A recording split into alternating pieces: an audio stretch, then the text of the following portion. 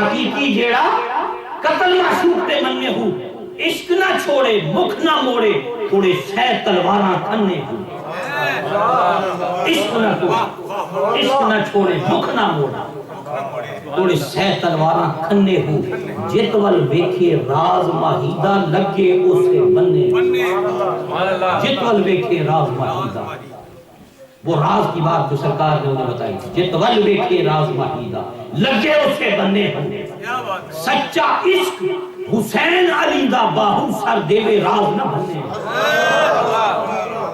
سر دے دیا لیکن راز نہیں فاش میں مجھے بھیجا ہے محبوب خدا نے حکم دیا ہے وہ کرنے جا رہا اللہ حضرات ایسی شخصیت تاریخ میں نہیں ملتی ایسا صابر کائنات میں نہیں ملتا سید الصابرین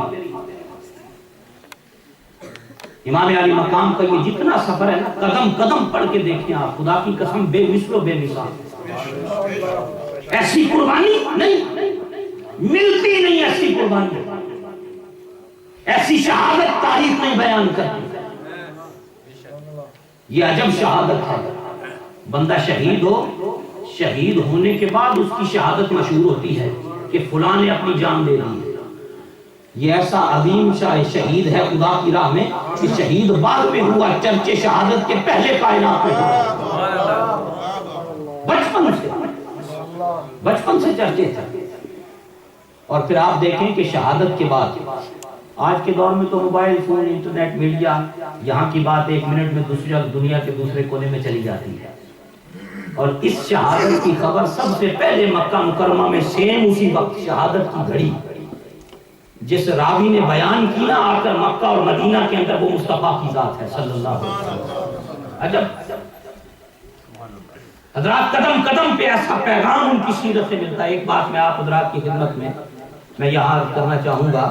کہ امام علی مقام کا رب کی ذات پہ کس قدر توکل اور بھروسہ تھا مثال نہیں ملتی اللہ کی ذات اللہ اکبر امام حسین رضی اللہ عنہ جب جا رہے تھے نا کربلا کی طرف راستے میں اطلاع ملی حضرت مسلم بن عقیل کو شہید کر دیا گیا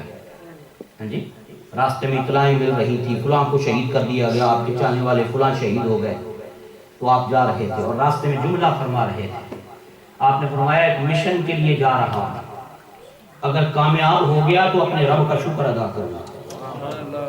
کامیاب ہو گیا بڑی گہری بات ہے کامیاب ہو گیا تو اللہ کا شکر ادا کروں گا اور اگر ظاہری طور پہ حالات پلٹا بھی کھا گئے تب بھی اپنے رب کی بارگاہ میں صبر کروں گا بندہ مومن کو ہر حال میں جب وہ جد و جہد کر رہا ہو نا دین کے لیے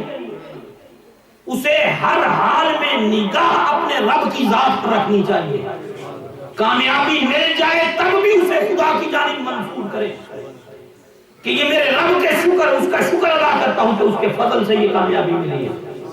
اور اگر کسی وجہ سے کامیابی نہ بھی ملے تو گھبرانا نہیں چاہیے پھر بھی خدا کی ذات پہ نظر رکھتے ہوئے صبر کرنا چاہیے امام علی مقام رضی اللہ عنہ کا یہ سبق ہے کربلا کے اس میدان سے ہمارے لیے کیوں جو دین کا کام کرنے والے لوگ ہوتے ہیں تو قدم قدم پہ رکا گیا میں نے اس دن بھی ایک مثال قاری صاحب کے ہاں بھی پیش کی مولانا روم نے ایک مثال لکھی کو بندہ تھا مدرسہ بنایا اس نے یتیم خانہ بنایا تو کسی نے کہا حضرت فلاں کے پاس چلے جائیں بڑا مالدار آدمی ہے بڑی خدمت کرے گا چندہ لینے کے لیے چلے گا بھائی تمہیں کوئی ڈونیشن دے تو اس نے کچھ پیسے دے دیے 5-10 روپے اس دور میں دیے وہ لے کر آ گیا واپس مدرسے میں انہوں نے لگا دیے خدمت کی سال گزر گیا پھر خیال آیا یار اس کے پاس پھر دوبارہ سال ہو گیا پھر جانا چاہیے جب دوبارہ اس کے پاس پہنچے نا اس نے کہا میرے حالات ٹھیک نہیں واپس آ گئے اور دل کے اندر سوچتے آئے یار 10 اس کے مکان ہیں 10 گاڑیاں اس کے باہر کھڑی یہ کہتا میرے حالات ٹھیک نہیں کوستے ہوئے آ رہے تھے ہاتھ پہ غیبی سے صدا آئی اس بندے کو کیوں کوستا ہے اسے نہ کوس پچھلے سال جو اس نے خدمت کی تھی وہ ارادہ میں نے ہی اس کے دل میں ڈالا پچھلے سال ارادہ ڈالا تھا اس کے دل میں اور اس سال میں نے اسے توفیق نہیں دی اس کو نہ کوس یہ میری مرضی سے نظام چل رہا ہے امام علی مقام رضی اللہ تعالیٰ عنہ سبق دیتے ہیں بندے ہر حال میں خدا کی رضا پہ راضی رہے کانٹا بھی چوٹ جائے تکلیف بھی آ جائے نا تمہیں گھبرانا نہیں ہے. اس قادر دے حق دور اساڈی جیویں رکھے سو رہیے. سلطان صاحب نے ان کی ترجمانی نفاذ علماء والوں سے پوچھے 72 لاشیں اٹھائیں امام علی مقام میں. آپ سنتے ہیں نا کائنات میں ایسا صابر نہیں ملے گا. آج کل تو جنگ اور طرح کی ہے نا, پہلے تو جنگ دوسری تھی. ہزاروں افراد سامنے کھڑے ہیں, ادھر 72 افراد کھڑے ہیں, درمیان میں 1 to 1 مقابلہ ہوتا ہے. ایک وہاں کا سپہ سالار آیا, ایک ادھر کا ہے, تلوار سے جنگ ہو رہی ہے. جب وہ بندہ شہید ہو جاتا ہے امام جاتے اسے ہاتھ پہ اٹھاتے اس کے جسم کو اور اپنے ہاتھ میں اٹھا کر خیمے کے پاس آ کے لا کے رکھتے. اچھا جب اٹھاتے تھے نا حمید تبری کراوی وہ کہتا میں اس سارے منظر دیکھ رہا تھا, میں نے ایسا صابر انسان نہیں دیکھا دنیا میں کہ جب کسی لاش کو اٹھاتا ہے تو آنکھوں میں آنسو آتے ہیں اس کے, لیکن جب اس لاش کو رکھ کے دوبارہ کھڑا ہوتا ہے تو پھر نارمل پوزیشن پہ واپس کھڑا ہوتا ہے.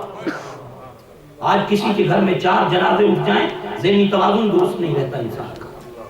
ہم ٹی وی پہ سنتے ہیں زلزلہ آیا, سیلاب آیا, کسی ماں کے بچے سیلاب میں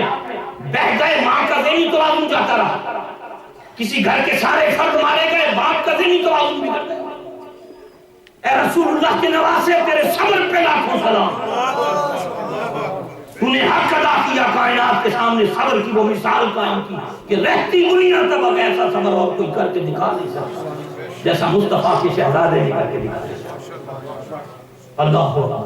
72 لاشیں ایک ایک کر کے اٹھاتے رہے. اچھا پھر راوی کہتے ہیں کہ عجیب منظر یہ بھی تھا جب کسی بھی لاش کو اٹھا کے لاتے ہیں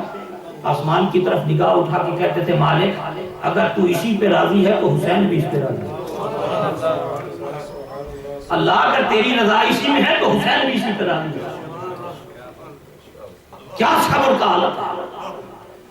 تاجدار کونین صلی اللہ علیہ وسلم کے اس گھرانے کا ایک ایک فرد حضور کے گھرانے کا. اور پھر امام حسین کی شہادت جب ہوئی امام علی مقام کا صبر کا مرحلہ تو وہاں ختم ہو گیا نا. جتنی زیادتیاں تھیں, تکلیفیں تھیں, ظلم تھے وہ تو شہادت سے پہلے تھے. شہادت ہو گئی, ظلم و ستم ان کے لیے ختم ہو گیا. لیکن بعد میں اس گھرانے نے جو صبر کا مظاہرہ کیا ہے نا کائنات کے سامنے اس کی بھی مثال نہیں ہے. وہ بھی بے مثل و بے مثال ہے. یہاں تو معاملہ رک گیا لیکن رسول اللہ کے گھرانے کے ساتھ ان ظالموں نے, ان کوفیوں نے اور یزیدیوں نے جو کچھ کیا ہے اور اس پر مصطفیٰ کے گھرانے نے جو صبر کیا حضرات اس کی بھی مثال نہیں ہے. دیکھیں نا نیزے کی انی کے اوپر ان افراد شہداء کے سروں کو لگایا ہوا ہے, قیدی بنے ہوئے ہیں. امام طبری نے اس کتاب اس میں ابن جوزی نے اس کے اندر روایت لکھی کہ جب امام زین العابدین رضی اللہ تعالیٰ عنہ اور اہل بیت اطہار کو رسیوں میں جکڑا ہوا تھا جب یزید کے دربار میں لایا گیا. جب یزید کے دربار میں یہ قافلہ پہنچا نا, آج لوگ یزید کی وکالت کرتے ہیں بڑی ہے جی, اس کو رضی اللہ تعالیٰ عنہ آج میڈیا پہ کھڑے ہو کے کہتے ہیں, اس کی حمایت کے اندر آج تقریریں کرتے پھر رہے, اسے جنتی ثابت کرتے پھر رہے. امام علی مقام کی اہل بیت اطہار کے ساتھ جو سلوک اس نے اپنے دربار کے اندر کیا, رسیوں کے اندر جگڑے ہوئے تھے. امام زین العابدین کو ابن جوزی کہتا باندھا ہوا تھا رسیوں کے ساتھ جب پیش کیے, اور امام زین العابدین نے مخاطب کر کے کہا, او یزید آج جس حال میں تو نے ہمیں رسیوں میں باندھ کے جکڑ کے یہاں تیرے دربار میں ہمیں لایا گیا ہے, اگر سرکار کے سامنے یہ سارا معاملہ ہوتا تو میرے آقا کے دل پہ کیا گزرتی. تو جانتا نہیں ہم کون ہیں, مصطفیٰ کے دل پہ کیا گزرتی اگر سرکار کے سامنے یہ معاملہ اس طرح کا ہوتا. حضرات محترم, بے مثل و بے مثال صبر رسول کائنات صلی اللہ علیہ وسلم کے گھرانے کا ہمیں یہ سبق پیغام ملتا ہے ان کی سیرت سے. مشکل گھڑی کے اندر کبھی صبر کا دامن ہاتھ سے نہ چھوڑنا.